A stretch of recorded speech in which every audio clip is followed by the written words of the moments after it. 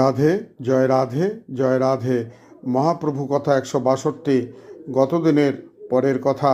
গৌরাঙ্গ মহাপ্রভু গোসাইকে বলিলেন, আপনি আমার নিকট প্রতিষ্ঠিত আছেন, আমি সেজন্য আসিয়াছি। ভারতে বলিলেন, সে কথা পালন করিতে আমি প্রস্তুত আছি, কিন্তু সন্ন্যাসের সময় আছে। 50 বছর উত্তীর্ণ না হইলে রাগ নিবৃত্তি হওয়া কঠিন। তাহার পূর্বে কাহাকেও সন্ন্যাস দেওয়া কর্তব্য নয়। তখন শ্রী গৌরাঙ্গ বিনীতভাবে বলিলেন, গোসাই, যাদের অল্প আয়ু তাহারা কি সন্ন্যাস নিবে না? আমি ভবসাগরে হাবুডুবু খাইতেছি, আমাকে তুমি উদ্ধার করে দয়াময়ের কার্য করো।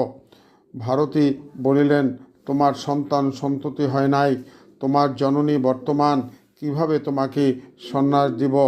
অন্য কোথাও গিয়ে দেখো সন্ন্যাস নিতে পারো কি না।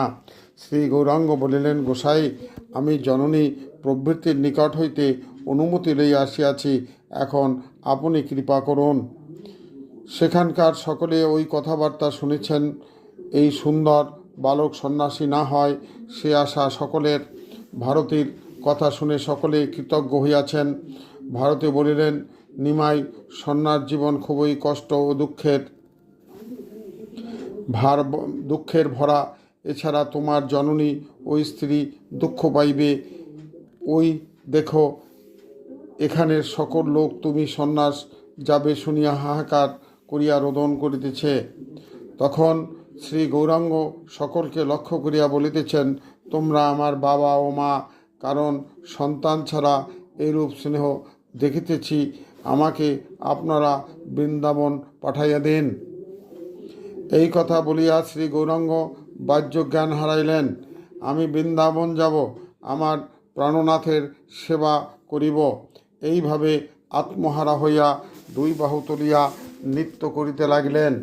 অমনি মুকুন্দ সমুদায় ভুলিয়া গিয়া কীর্তন আরম্ভ করিলেন। নিমাই পড়িয়া আঘাত পান, এই ভয়ে নিতাই দুই বাহু প্রসারিয়া নিমাইয়ের পাছে পাছে বেড়াইতে লাগিলেন। শ্রী গৌরাঙ্গের নয়নবাড়ি ধারা বেগে বহিতে লাগিলেন। সকলে